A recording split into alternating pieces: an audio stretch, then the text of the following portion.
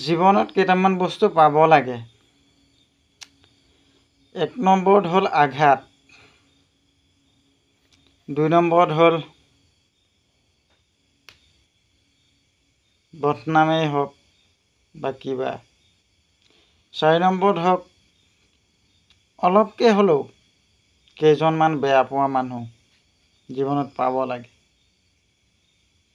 কিয়নো আপোনাক 10জনে যেতিয়া বেয়া পাব বা 20জনে যেতিয়া বেয়া পাব, 50জনে যেতিয়া বেয়া পাব, প্ৰত্যেকজন মানুহৰ পৰা আপুনি নতুন নতুন কথা শিকিব। কিন্তু বেয়া কেনেকৈ পাব? 10জনে যদি বেয়া পালে, গোটেই 10জনে আপোনাক একেটা কাৰণত কেতিয়াও বেয়া নাপায়, বেলেগ বেলেগ কাৰণত বেয়া পাব। সেই প্ৰতিটো বেয়াৰ এটা শিক্ষা। যেনে ধৰক আপুনি কাৰোবাক 2 টকা দিব আছে, সেই ক্ষেত্ৰতো আপোনাক বেয়া পালে বা আপোনাৰ বদনাম ক'লে, আপোনাক বেয়াকৈ ক'লে, আপোনাৰ লগত তৰ্ক কাজিয়া কৰিলে, তো সেইটো এটা শিক্ষা।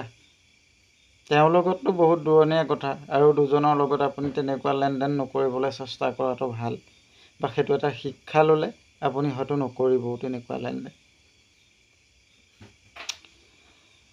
গতিকে তেনেকুৱা বেয়া পোৱা মানুহ লাগে, কিয়নো নিজক শক্তিশালী কৰিব পাৰি। আপোনাক আঘাত দিয়া মানুহ 2জন প্ৰয়োজন। কিয়? যিটো কাৰণত আপোনাক আঘাত দিব, তেনেকুৱা প্ৰত্যেকটো কাৰণ আপুনি বাছি লওক যে এইটো কাৰণত মই আঘাত পাইছোঁ, আৰু এনেকুৱা কাম দ্বিতীয় দিন কৰিবলৈ চেষ্টা মই নকৰোঁ, বাছি থাকোঁ। জীৱনত আপুনি প্ৰত্যেকজন মানুহৰ পৰাই হওক, 2জন হওক, 3জন হওক, 4জন হওক, যেতিয়া আঘাত পাব, যেতিয়া আপুনি তৰ্ক এটা শুনিব, যেতিয়া আপোনাৰ বেয়া এটা শুনিব, নিজক সবল কৰিবলৈ অকণমান সকাহ পায়। মইতো মোক বেয়া পোৱা, আজি যদি মোক বেয়া পোৱা 10জন আছে, মই প্ৰত্যেকজন ব্যক্তিৰ কাৰণে আশীৰ্বাদ বিচাৰোঁ যে মোক আৰু বেয়া পাওক, কিয়নো মই তেওঁলোকৰ পৰা সাহস পাইছোঁ। এইকাৰণে সাহস পাইছোঁ এইটোৱেই যে আজি তহঁতি মোক বেয়া পাইছ, মোক এদিন ভাল পাবৰ কাৰণে মই এদিন ভাল মানুহ হৈ দেখাম। সেইটো মোৰ প্ৰতিজ্ঞা, আৰু সেই প্ৰতিজ্ঞাৰ কাৰণে হয়তো মই যিকোনো কৰিব পাৰোঁ, যিমান কষ্ট হওক। বেয়া নকৰোঁ, ভাল কৰি যাম, কিন্তু কষ্ট কৰিম নিজক চিনাকি দিবলৈ যে মই ভাল নে বেয়া। গতিকে মোৰ ক্ষেত্ৰত বুলিয়েই নহয়, প্ৰত্যেকজন মানুহে জীৱনত আঘাত পাব লাগে। আঘাত পালে নিজৰ জীৱনটো শক্তিশালী কৰিবলৈ অলপ সাহস পায়। কিয়নো আপোনাক 10জন মানুহে যেতিয়া বেয়া পাব, তেতিয়া আপোনাৰ মনত এইটোৱে আহিব যে তহঁতিহে মোক বেয়া পাৱ, মই এদিন ভাল মানুহ হৈ দেখাম। তো যদি আপোনাক প্ৰত্যেকজন মানুহে ভালেই পায়, তেতিয়াহ'লে আপোনাৰ সেই প্ৰতিজ্ঞা ক'ত আহিব? সপোন ক'ত দেখিব আপুনি? কেতিয়াও আপুনি সপোন নেদেখে, কেতিয়াও আপুনি নিজক সলনি কৰিবলৈ চেষ্টা নকৰে, কেতিয়াও আপুনি ভাল মানুহ হ'বলৈ চেষ্টা নকৰে, কিয়নো আপোনাক সকলোৱে ভালেই পায়। তো কি লাগে আৰু? ঠিকে আছে, তো সেইটো হ'ব নালাগে।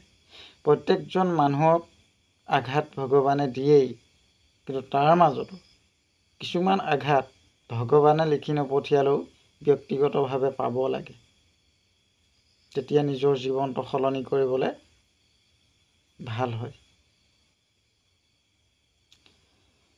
আৰু এটা কথা তাৰ মাজত কওঁ, এটা বস্তু কৰিবলৈ চেষ্টা কৰিব, তেতিয়া আপোনাৰ নিজৰ জীৱনো সলনি হ'ব, আপুনি অকণমান শক্তিশালীও হ'ব পাৰিব। কেনেকুৱা ধৰণে? হয়তো আপোনাক এজন মানুহে যেতিয়া আঘাত দিলে, সেই মানুহজনৰ ওচৰত দ্বিতীয় দিন আপুনি কেতিয়াও কাষ চাপিবলৈ চেষ্টা নকৰিব, কিয়নো এবাৰ আঘাত দিয়া মানুহজনে যাতে দ্বিতীয়বাৰ আপোনাক আঘাত দিবলৈ সুবিধাটো নাপায়, তেতিয়া আপুনি সুখী। কাৰণ কিয়নো এবাৰ যিজন মানুহে আপোনাক আঘাত দিবই, সেই মানুহজন আৰু আপোনাৰ প্ৰতি কেতিয়াও ভাল মানুহ হৈ নাথাকে, বেয়াই হৈ থাকিব, আৰু কিমান পাৰোঁ আঘাত দিয়াৰ চেষ্টাই কৰি থাকিব। গতিকে আপুনি সেই মানুহজনৰ কাষৰ পৰা আঁতৰি আহক। এবাৰ যিজন মানুহে আপোনাক বদনাম দিলে বা এবাৰ যিজন মানুহে আপোনাক বেয়াকৈ ক'লে সেই মানুহজনৰ কাষ নাচাপিবই। সেই মানুহজনলৈ আপুনি দৰকাৰ হ'লে নাচাবই। কিয়নো যাতে দ্বিতীয় দিন তাতকৈ আৰু ডাঙৰ কথা ক'ব নোৱাৰে। তেনেদৰে নিজৰ জীৱনটো আগবঢ়াই নিয়ক। সেইদিন আপোনাৰ জীৱনতো শক্তিশালী হ'বলৈ ভগৱানে সহায় কৰিব।